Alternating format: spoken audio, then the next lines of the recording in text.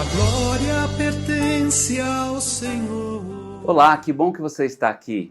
Esse vídeo faz parte da nova série de estudos bíblicos da Comunidade Cristã das Boas Novas, chamada Gente como a Gente. Essa série é baseada no livro de mesmo nome de Max Lucado, esse livro aqui. Tivemos uma aula inaugural dada pelo Rubinho com uma introdução ao tema.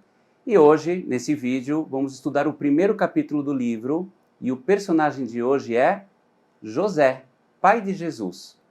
Quem foi José? Bom, além de pai de Jesus, como a gente já falou, ele também foi o esposo da Maria, mãe de Jesus.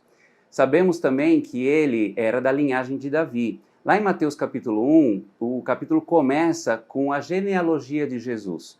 Abraão, 14 gerações até o rei Davi, mais 14 gerações até o exílio na Babilônia e mais 14 gerações até Jesus. E antes de Jesus, claro, está José, pai de Jesus, da genealogia de Davi. A gente sabe também que José era carpinteiro. Ali em Mateus capítulo 13, versículo 55, o povo fala sobre Jesus. Não é este o filho do carpinteiro? O nome de sua mãe não é Maria e não são seus irmãos Tiago, José, Simão e Judas? Então a gente vê, né, que José era carpinteiro. A gente vê também, baseado nesse texto, que José teve outros filhos, né? Tiago, José, Simão e Judas, então não era só Jesus, filho de José. E a gente também fica com uma impressão forte de que José, ele chega a morrer durante a vida de Jesus, né? Quando Jesus é crucificado, a gente percebe que Maria está viúva. Não sabemos mais detalhes dessa morte, mas conseguimos concluir isso. Agora, entrando um pouco assim em quem era José, em termos de características, a personalidade dele. Vamos tentar entender um pouquinho? Para a gente começar, vamos ler Mateus capítulo 1, versículo 18 e 19. Está escrito assim: Foi assim o nascimento de Jesus Cristo. Maria, sua mãe, estava prometida em casamento a José. Antes que se unissem, achou-se grávida pelo Espírito Santo. Por ser José, seu marido, um homem justo, e não querendo expô-la à desonra pública, pretendia anular o casamento secretamente. Então aqui a Bíblia coloca uma característica primeira de José muito clara, literal. Ele era um homem justo, certo? Se a gente olhar o texto com um pouquinho mais de cuidado, a gente consegue ver outra característica de José, que eu diria que é um cuidado com a reputação. Né? Então a forma como ele tentou cancelar esse casamento de uma forma muito discreta para não expor a Maria. E talvez até uma questão de reputação dele mesmo, né? O nome dele, ele sendo da linhagem de Davi, como a gente viu, uma família real, tinha uma preocupação por Maria e talvez até por ele, de cuidar, né, com a reputação. Indo na questão da profissão dele, né, um carpinteiro, vamos pensar um pouquinho juntos aqui, né? Um carpinteiro é uma profissão que exige muita precisão, detalhismo, né? Então eu imagino esse José trabalhando e é aquele cara que pegava madeira, media uma vez, media a segunda vez, media uma terceira vez, para estar certo de que ele ia cortar madeira com uma precisão máxima, porque se tivesse 1 milímetro fora do esquadro, a gaveta não encaixa, a porta não fecha, a mesa fica bamba, não é verdade? Então, com certeza, José era alguém muito detalhista e preciso, e dá a impressão de que não era só na sua profissão, também na sua vida ele levava essas características, né? E a gente vai ver um pouquinho agora durante a aula essas características de José nesse sentido. Outra coisa que talvez ele trazia da profissão dele de carpinteiro era a questão de ser planejado e organizado.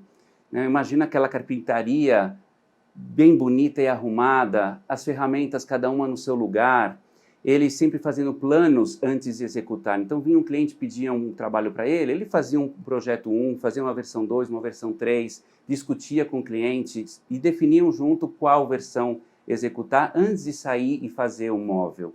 E isso ele levava também para a vida dele, seja nessa relação com a Maria, de namorar, noivar, planejar um casamento e outras coisas que nós vamos ver também durante nossa aula de como ele era realmente uma pessoa planejada e organizada. Finalmente, uma quinta característica que a gente consegue entender de José é que ele era um homem silencioso, sereno, introspectivo. é super interessante notar que não existe uma só fala de José relatada na Bíblia. Existem pessoas falando com ele, anjo do Senhor falando com ele e várias ações de José, mas não tem uma só fala. Então, leva a crer que ele seja uma pessoa de poucas palavras e mais de ação. Então, em resumo, um homem justo, um homem com cuidado com a reputação, também detalhista e preciso, planejado e organizado e mais silencioso e introspectivo do que alguém muito falante. Gente como a gente, não é verdade? Tenho certeza que muitos de nós aqui estamos nesse momento nos identificando com José. Outros estão reconhecendo ou vendo seu cônjuge, vendo um familiar, um colega de trabalho, como José. Né? Gente como a gente, vivendo situações como a gente vive. E José, agora, eu queria que a gente imaginasse um pouco, né, esse cara com essas características, né, e principalmente sendo planejado, organizado, introspectivo, né, armou um casamento muito bem planejado e, de repente, a noiva dele aparece grávida. Se hoje isso já é um escândalo, se hoje isso já seria uma notícia bombástica, imaginem naquela época. Imagine o que aquilo não foi para José com o jeito que ele é. Agora, ele reagiu rapidamente e ajustou o plano dele e planejou, vou cancelar esse casamento de forma secreta para não manchar a reputação de ninguém. Na hora que ele planejou de novo, veio um anjo e disse, José, por favor, aceite a Maria como sua esposa, aceite esse filho, é o filho de Deus. Ele teve, então, de novo que mudar o seu plano. Aí ele falou, tá bom, então vou casar com a Maria. Casa com a Maria, começa a pensar, cuidar dela, né? Pensar na gravidez, na preparação da chegada do filho, do jeito que ele era, todo organizado. Com certeza ele estava, naquelas últimas semanas da gestação, falando para Maria, Maria, aqui na casa está o sofá, você descansa aqui, se precisar você passa ali para a cama que ela está arrumadinha, aqui está um balde de água fria para você botar teu pé se estiver inchado. Maria, nada de viagens, hein, nessas últimas semanas, hein? Você já ficou 3 meses com a Isabel lá, a tua parente, agora não é hora de fazer viagem. Vocês imaginam como não foi para ele receber aquele decreto do imperador dizendo, todo mundo do Império Romano, voltem para suas cidades, vamos fazer um alistamento. E o José pensando, não pode ser. Nesse momento, com a minha esposa grávida de quase 40 semanas, o bebê está para nascer, eu planejei tudo. Teve que pegar Maria e fazer uma viagem até Belém, que era a sua cidade. Com certeza ele pensou, bom, vamos chegar lá, a gente faz rápido o alistamento e a gente volta. Afinal de contas, eu planejei tudo já para o nascimento, já tem a parteira escolhida, a roupinha que o Jesus vai ter quando nascer, a festa que a gente vai fazer em seguida, as pessoas que vão estar ali em volta da gente. E não é que eles chegam lá em Belém e a Maria entra em trabalho de parto? E não tem hospedaria, não tem hospital, não tem casa de parente, tem que entrar numa estrebaria, o menino nasce no meio dos animais, não tem a higiene, não tem o cuidado, a parteira que José com certeza tinha planejado e já deixado organizado, tem que nascer daquele jeito. E o bebê colocado numa manjedoura. Imaginem a frustração para José? E aí o menino nasce bem, e vem os reis magos, vêm os pastores a louvar. E José talvez estivesse já, né, da forma como ele também se adapta e faz novos planos, pensando, puxa, não foi tão ruim. Mas Maria, mãe, a gente se alista e a gente volta lá para Nazaré, porque eu já fiz o puxadinho lá da casa, né, o quarto do Jesus, eu já comecei a trabalhar, a conseguir clientes adicionais, porque afinal de contas a família está crescendo, temos mais gastos, né? Já estou planejando aqui aumentar a nossa renda com mais projetos na carpintaria. Ele já tinha com certeza tudo preparado. E ele recebe a notícia de que Herodes queria matar todas as crianças, buscando matar Jesus, com a orientação de fuja para o Egito. Vocês imaginam que não foi para José deixar a casa com puxadinho, os projetos com os clientes, para ir para o Egito de um dia para o outro? Quantas mudanças de planos José teve que viver naquela época? E não é isso que a gente vive também? Quantos de nós não estamos vivendo isso nesse momento? Quantos de nós já não vivemos ou vamos viver situações assim?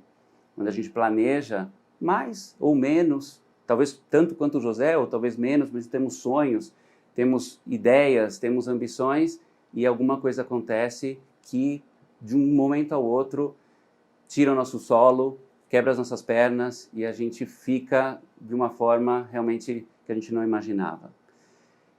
E eu queria agora com vocês que a gente estudasse um pouquinho e pensasse um pouco de como José fez para aguentar essa situação, como ele passou por tudo isso, sendo alguém tão planejado, organizado, introspectivo, detalhista, como que ele sobreviveu, como ele lidou com tudo isso? Que eu acho que tem alguns ensinamentos interessantes para nós. E o ponto aqui é uma característica que eu ainda não falei. Nós falamos que ele não falava muito. O que nós não falamos, e vamos agora explorar um pouquinho, é que se ele não falava, ele escutava muito. E escutava o Senhor. Ele era um cara que tinha um ouvido aberto, uma conexão com Deus. Se na Bíblia não tem uma só fala de José, existem na Bíblia 4 sonhos que ele tem. 4 vezes que um anjo do Senhor aparece para José com orientações claras, precisas do que ele tinha que fazer. E mais interessante até do que isso é a reação de José sempre depois desses sonhos e dessas mensagens do Senhor. Não tem uma discussão, não tem pergunta, não tem será que sim, será que não, pensamentos, tem sempre ações. Vamos ver? Sonho número 1. Está lá em Mateus, capítulo 1, versículo 20 a 24. Está escrito assim. Mas depois de ter pensado nisso, pensado no quê? Em se separar da Maria, quer dizer, não casar com ela, cancelar o casamento, né? Então, depois de ter pensado nisso, apareceu-lhe um anjo do Senhor em sonho e disse: José, filho de Davi, não tema receber Maria como sua esposa, pois o que nela foi gerado procede do Espírito Santo. Ela dará à luz um filho e você deverá dar-lhe o nome de Jesus, porque ele salvará o seu povo dos seus pecados. Tudo isso aconteceu para que se cumprisse o que o Senhor dissera pelo profeta: a virgem ficará grávida e dará à luz um filho, e lhes chamarão Emanuel, que significa Deus conosco. Ao acordar, José fez o que o anjo do Senhor lhe tinha ordenado e recebeu Maria como sua esposa. Reparem nesse final. Ao acordar, José não foi pensar, discutir, argumentar. José fez o que o anjo do Senhor lhe tinha ordenado e recebeu Maria como sua esposa. O plano de José, antes desse sonho, era desfazer o casamento, cancelar o noivado, desculpe. E o que ele faz? Casa imediatamente com a Maria, assim como o anjo do Senhor pediu. Depois, o segundo sonho, eles estão em Belém e Jesus nasceu e eles estão naquele momento de, puxa, vamos nos alistar e voltar para Nazaré? E isso está em Mateus, agora capítulo 2, versículo 13 e 14. Está escrito assim. Depois que partiram os reis magos, tá? Eles vieram entregar os presentes e louvar a Jesus, né? Depois que os reis magos partiram, um anjo do Senhor apareceu a José em sonho e disse-lhe: levante-se, tome o menino e sua mãe e fuja para o Egito. Fique lá até que eu lhe diga, pois Herodes vai procurar o menino para matá-lo.